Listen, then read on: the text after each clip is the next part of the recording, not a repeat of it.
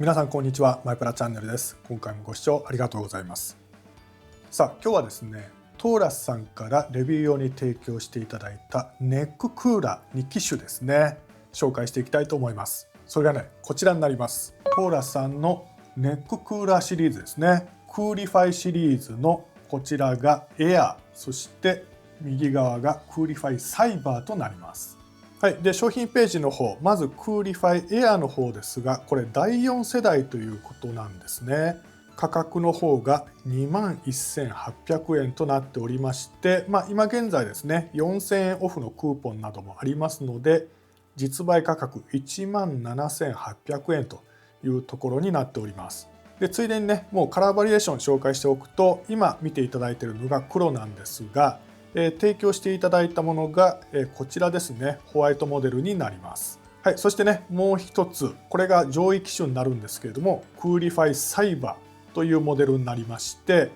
なんとこちら、今現在ですね、タイムセールで 27% オフで 36,289 円。通常価格だとこれ 49,800 円する高級モデルなんですよね。でちなみにカラーバリエーション、こちらの方もですね、今見ていただいているブラックと、そして提供していただいたものがこのね、ホワイトとシルバーのモデルになります。商品名としてはね、サイバーチタニウムという名前になっていますね。でトーラスさんのネッククーラーというと、昨年ですね、こちらですね、クーリファイ 2S というモデルをね、当チャンネルでも紹介しています。でこのモデルをね、紹介した時も、このね、商品ページ見ていただくと分かると思うんですが、29,800 円ということで結構お高いなっていうふうに思ったんですよ。ただね、これネックファンというだけでなくてネッククーラーですので、冷却プレートがあってめちゃめちゃね冷えますし、またこのプレートがですね、夏冬兼用、要するに冷やすだけじゃなくてね、温まったりもするんですよね。なので冬場車中泊とか、あとね、この部屋でちょっと肌寒いなっていう時にね、首に巻いて温めるというようなことをしまして、結構ね温まりますし、重宝させていただきました。値段ね一瞬高いなと思うけれども、夏も冬も使えるということであれば、いいんじゃないかというふうには思ったんですけれども、今回はですね、さらにその上を行く価格ですので、クーリファイサイバーの方ですね、上位モデルの方、一体どんな機構があるのか、かなりね楽しみにしております。それではね、まずは2つの機種開封していきたいと思います。はい、ではね、とりあえず2つとも開封してしまいましょう。まずはね、こちらですね、クーリファイエアーからいきたいと思います。はい、まずね、ざっくりパッケージ見てみましょうか。黒い箱でかっこいいですね。で、ここにね、もう冷房、暖房、療養ですよっていうふうに書かれていますね。冷却、加熱、そして出風って書いてますが、風が出ますよということですね。はい、裏面の方はこんな感じになっております。はい、それでは開けていきましょう。はい、よいしょ。さらに内箱があるんですね。よいしょ。はい、オープン。じゃん。ほう。なるほど。かっこいいですね。まずは同梱物からいきたいと思います。ここにですね、これ多分充電系でしょうね。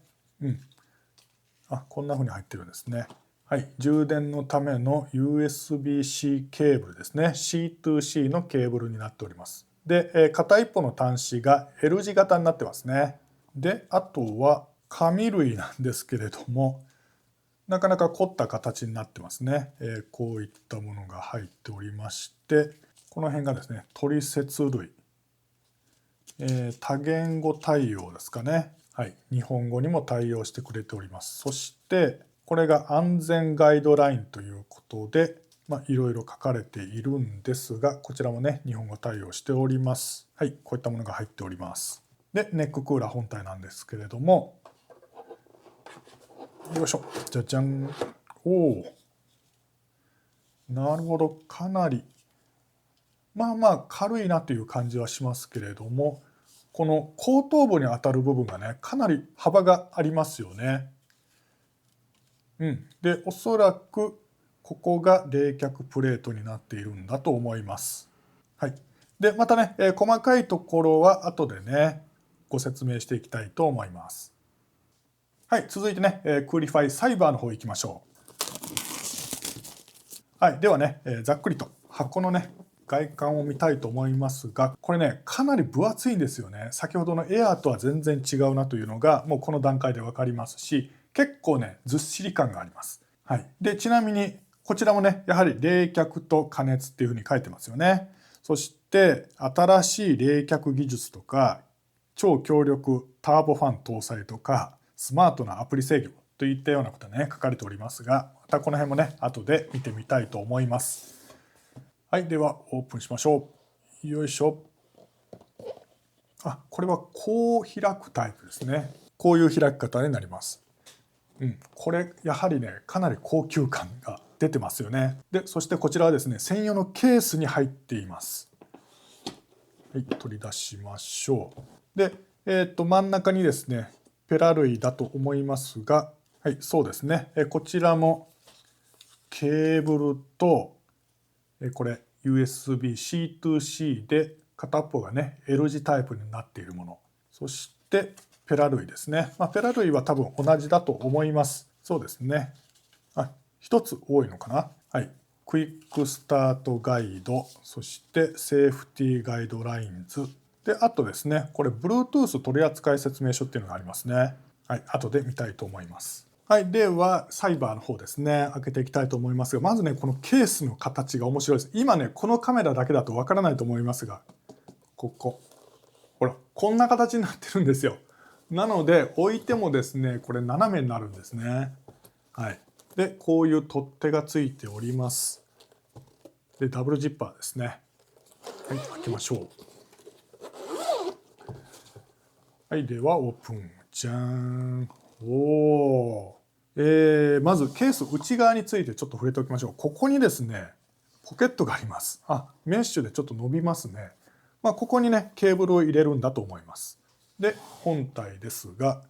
これはなかなか近未来的ですね。はい、取り出してみましょう。思ったよりも軽いですね。見た目よりも軽いです。で、デザインがね、これホワイトと、チタン系のね、金属っぽい色のツートンですので、かなりね、SF チックな感じがしますね。で、このモデルもやはり後頭部の部分がかなり幅がありまして、なるほどね。冷却プレートだと思うんですが、こちらのモデルはこの横、後ろ、さらに横、全面的に冷却プレートになってますね。これはすごいな。はい。ということでね、細かいところはこちらのモデルも後でね、ご紹介したいと思います。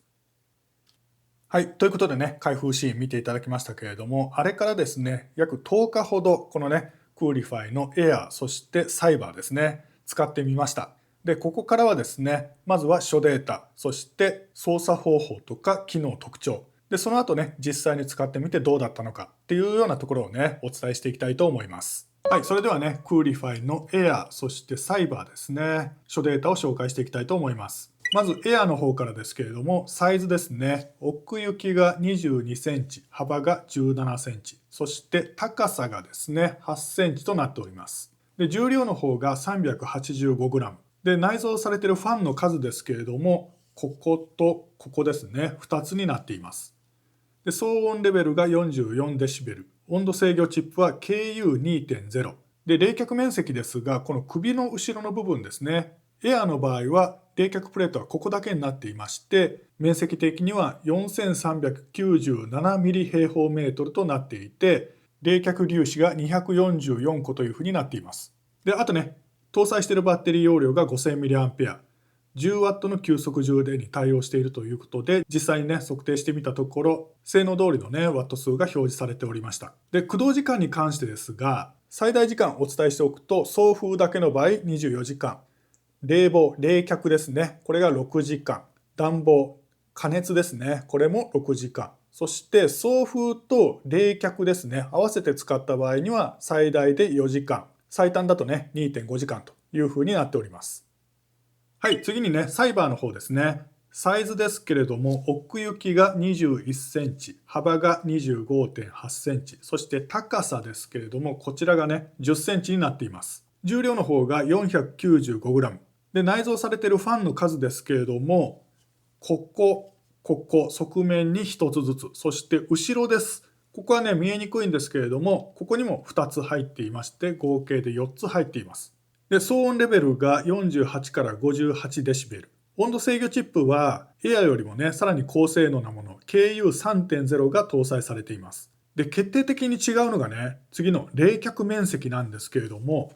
このモデルですね、ちょっと見えにくいんですが、首の後ろだけではなくて、この側面ですね。これ、ほぼ全体が冷却プレートになっていまして、その冷却面の面積が 14,975 ミリ平方メートルとなっています。で、冷却粒子が366個。で、搭載されているバッテリーの容量が 6000mAh で、20W のね、急速充電に対応しています。で、こちらの方もね、実際測ったところ、カタログスペック通りのね、数字が出ていました。ちなみにね、メーカーによると 1.2 時間で 80% 充電することができるということです。で、最大駆動時間なんですけれども、はい、こちらの方も商品ページで説明しますが、冷却の場合、最大ね、2.8 時間。出風って書いてますが、送風ですね。13時間。で、加熱。これは 4.5 時間ということになっております。はい、次にね、操作方法です。はい、まずね、エアーの操作方法ですが、エアーの場合はですね、後で紹介するサイバーと違って、スマホのね、アプリと接続して操作するということはできません。すべてね、この本体に付けられている3つのボタンで操作します。で、操作方法ね、すごくシンプルで、右端電源ボタンですね。これを1回押してやると電源が入ります。で、今ね、ここ緑のランプがついていると思うんですが、このボタンですね、ファン、送風のね、強さの切り替えのボタンも兼ねていまして、2回目押すとランプがさらに明るくなります。風も強くなってますよね。で、3回目押すと、これがね、マックスの送風。はい、こんな風にですね、風がかなり強く出ております。で、今マックスで風が送られているんですが、4回目押すと電源が切れます。また、あるいはですね、電源入れてから今度長押ししても電源が切れます。はい、次にね、冷却ボタンですが、この真ん中のボタン。青いランプがつきますが、これがね、第1段階、第2段階、第3段階というふうに冷却のね、強さを変えることができます。で、このね、冷却ボタンも4回目押してやると電源が切れます。で、このね、一番左の加熱ボタンも同じで、ここはオレンジのランプがつくんですけれども、3段階になっていて、4回目で電源が切れます。で、あと、例えば送風と冷却同時に使いたい場合、送風をね、押しておいて、冷却ボタンを押してやると。送風モードと冷却モード、2つ同時に使うことができています。で、この場合は電源ボタンを長押ししてやると、はい、すべてのね、機能が停止します。はい、次にね、クーリファイサイバーの方です。こちらはですね、後で紹介するアプリで非常にね、細かく操作することができる代わりに、本体のボタンはね、2つだけになっております。で、そのボタンですが、本体下側、ここにあるんですよね。で、1つが電源ボタン。で、もう1つがモード切り替えボタンになっています。で、基本的なね、操作方法はエアーとね、共通するところがたくさんありまして、電源ボタンを1回押してやります。はい、これでね、電源が入って動き出しました。今ね、ここ緑色にランプがついていますけれども、これがですね、送風モードです。で、この30っていうのがそのね、強さを表します。で、この電源ボタン長押ししてやると、はい、切れます。で、ちなみにこの風の強さ、今ね、30となっていますが、これもですね、本体のボタンで操作する場合は3段階になっていて、今一番弱い第1段階、第2段階、第3段階となっていまして、もう1回押すと電源が切れます。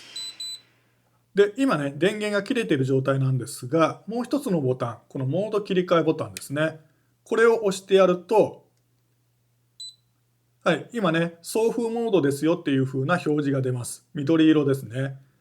これでさらに押してやると青くなりました。これがですね、冷却モードです。電源がね、入ってない状態でもこういう風に切り替えることができるんですが、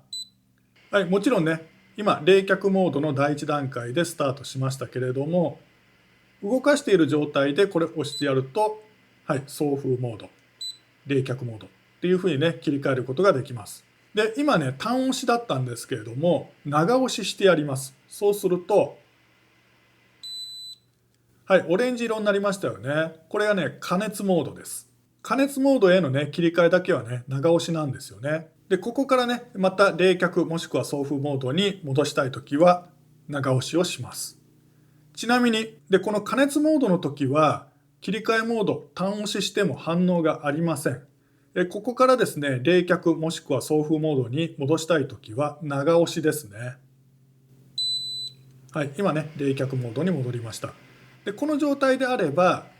切り替えボタンを単押してやると、またね、先ほどのように送風と冷却の切り替えができます。はい、ちなみにね、この反対側ですけれども、こちらにもディスプレイがありまして、電源を入れてやると、はい、こういうふうにですね、表示してくれます。で、この状態で続けますけれども、はい、こういうですね、専用の操作用のアプリがあります。で、今もこのね、サイバーは登録してあるんですけれども、はい、今ね、冷却モードで動いています。で、このアプリだともっとね、細かく操作することができまして、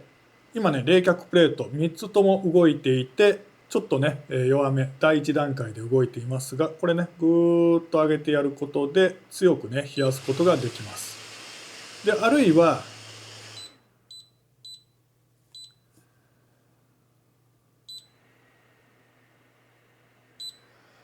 はい、こんな感じで、今ですね、この首の横のプレートだけ冷やして、あとね、後ろのファンを回して、後ろは送風だけというような設定をしております。こういうね、使い方もできます。で、その他アプリでの操作の場合は、電源のオンオフはね、もちろんできますし、それからこのハートマーク、これはですね、お気に入りの設定を登録しておくことができます。はい、それからね、オートというボタンがありますが、これはですね、その時の環境温度と人体の冷却温度を検出して自動制御をね、してくれるというモードになっています。はい、それからあとね、一番右下ですね、タイマーがあります。これ、動かしている状態で、あとね、何時間動かすかというのをね、設定できまして、30分から最大ね、4時間ですね。ここまでね、タイマーをセットすることができます。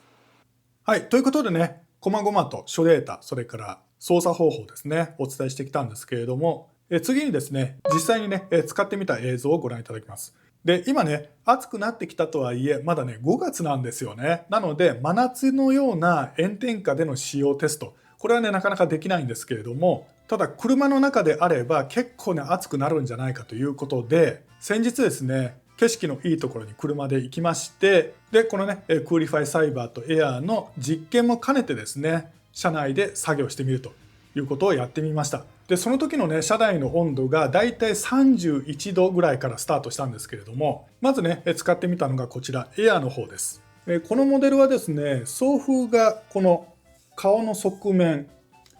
下側にもついてるんですけれども、下はですね、それほど強くありません。で、冷却プレートはね、首の後ろだけということなんですよね。で、これ、冷却機能としてちょっとね、物足りないかなというふうには思ったんですけれども、実際に使ってみるとですね、結構ね、冷えるんですよね。おそらくね、首の後ろ側が温度にちょっと敏感なんだと思います。これをね、つけて作業してみたところ、かなりね、首の後ろだけの冷却プレートでも効果があるというふうに感じました。で、次にね、サイバーも試してみたんですが、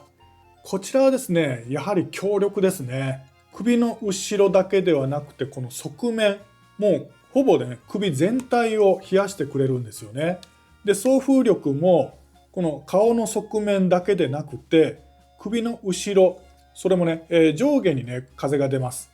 ですので、冷却プレートで冷やしてくれる上に、特にこのね、首の下方向、シャツの中にね、風が入るようにしてやると、すごく気持ちいいんですよね。で、最終的にこの実験の時ね、車内の温度が32度を超えていたんですけれども、この程度の気温であれば、このね、エアーとサイバー両方ともですね、十分機能してくれるなというふうに感じました。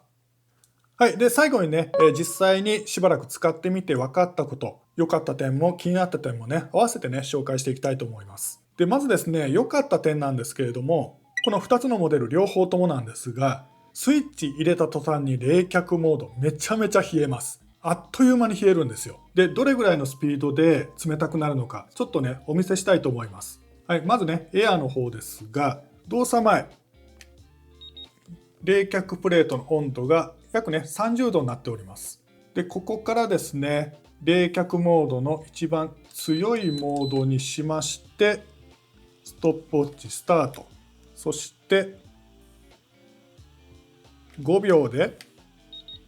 はい、もう 27.6 度。はい、30秒で 24.2 度っていう風にですね、どんどん冷えていくんですよね。そして1分経ったあたりで、はい、23度という風になっております。はい、続いてね、さらに冷却能力の高いサイバーの方ですが、こちらですね、スイッチを入れる前の温度がやっぱりね、30度ぐらいあります。はい、で、冷却モードにしておいて、最大パワーにしてタイマースタート。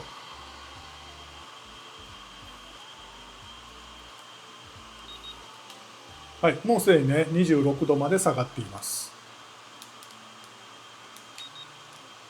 はい、1分でもうね、21.5 度までということで、最初ね、30度ぐらいでしたので、10度近くね、下がっていますよね。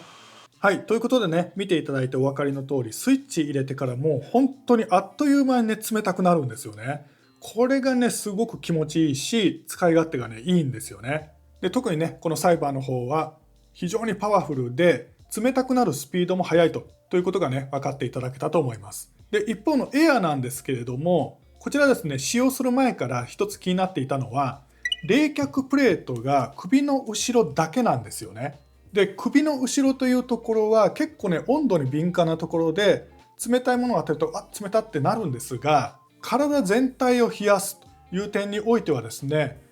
首の横、この下に頸動脈が通っているので、ここを冷やした方が冷えるんじゃないかというふうに思うんですよね。で、昨年ね、トーラスさんから提供していただいたこちらですね、クーリファイ 2S。これはですね、両側面に冷却プレートがついていて、ちょうどね、ここを冷やしてくれて、やっぱりね、体を冷やす効果っていうのを感じたんですけれども、今回エアーの場合は、その両サイドのプレートがなくて首の後ろだけなんですよね。で、使ってみたところ、先ほど見ていただいたように、それなりに効果はあるんですが、これはあくまでも僕の体感なので、いや、それは違うよというご意見もあるかもしれないんですが、僕は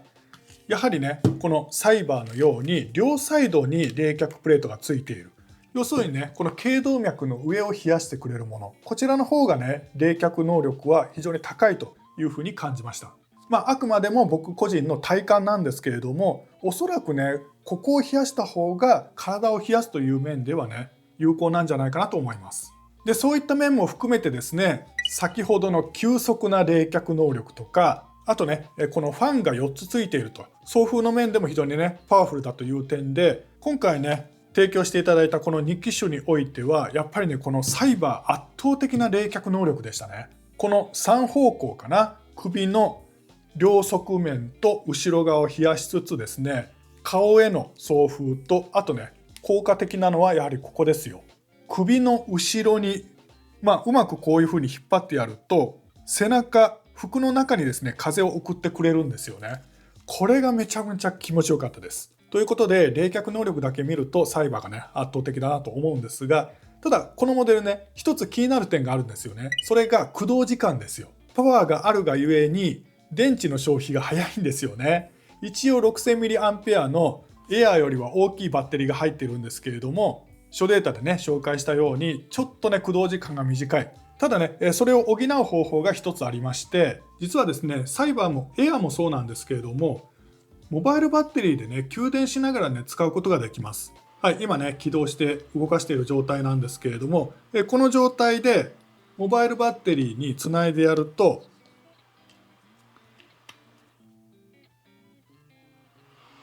はい、充電マークが出てますよね。で、また動き出しました。ということで、モバイルバッテリーをつないで使うことによって駆動時間をね、伸ばすことができます。なので、サイバーのね、駆動時間の短さに関しては、モバイルバッテリーでね、対処することができるということなんですよね。この点ね、お伝えしておきたいと思います。では、エアの方はどうなんだという話なんですけれども、こちらはこちらでね、いい点があるんですよね。重量的にね、軽いというのもありますし、それから最大駆動時間が長いですよということもありますが、これね、使ってみて思ったのは、操作がね、すごくシンプルで簡単なんですよね。これも見ていただきましたけれども、サイバーの方はアプリでこそね、細かく操作することができるんですけれども、本体についているね、ボタンはこれ2つだけなんですよね。で、それに対してアプリで操作することができない分、ボタンが3つありまして、それぞれね、送風だけとか冷却だけとか、送風と冷却一緒とか、このボタンだけで操作することができます。そういったね、操作性においてはシンプルな方がいいという方にはね、このね、エアの方がおすすめなんじゃないかなと思います。で、最後にこの2つのモデルであればどちらがおすすめですか、どちらを選んだ方がいいですかということに対してお答えしておきたいと思うんですが、これね、なかなか難しい問題があると思うんですよね。というのは、この2つのモデル価格が全く違うので、ちょっとこれはね、難しいんですけれども、価格を一旦度外視して選ぶとなると、長時間、そしてシンプルに使いたいという方はエアーをお勧めしたいと思います。で、駆動時間が短くてもいいんだけれども、とにかくね、強力に冷やしてほしいという方はサイバーかなというふうに思います。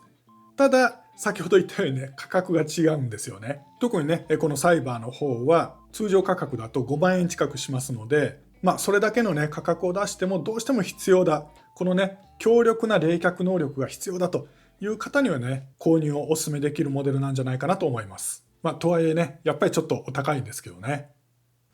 はい、いかがだったでしょうか。今回はですね、トーラスさんからレビュー用に提供していただいたネッククーラー2機種ですね。クーリファイエアーとクーリファイサイバー、2つのね、モデルを紹介してきました。両モデルともね、一長一短ありますし、なかなかね、もう絶対これがおすすめですよということは言えないんですけれども、一つ言えるのは、ネックファン、冷却プレートがなくて送風だけのネックファンですね。そういったモデルは本当に暑い中、人間の体温よりも気温の方が暑いというような状況で使うと、常にですね、その熱い風を顔に送り続けるので、かえって熱中症の原因になったりします。で、それはね、ハンディの扇風機も一緒なんですよね。一番猛暑の時に熱中症対策として使えるのはこういったですね、冷却プレートのついているネッククーラーだと思いますので、熱中症対策においてはね、ぜひね、ネックファンではなくてネッククーラーをね、お勧めしたいと思います。ぜひね、検討してみてください。この動画が参考になったよという方は、応援の意味を込めて高評価をしてくれるとすごく嬉しいです。また、チャンネル登録まだの方、ぜひね、チャンネル登録をお願いします。それではまた次回の動画でお会いしましょう。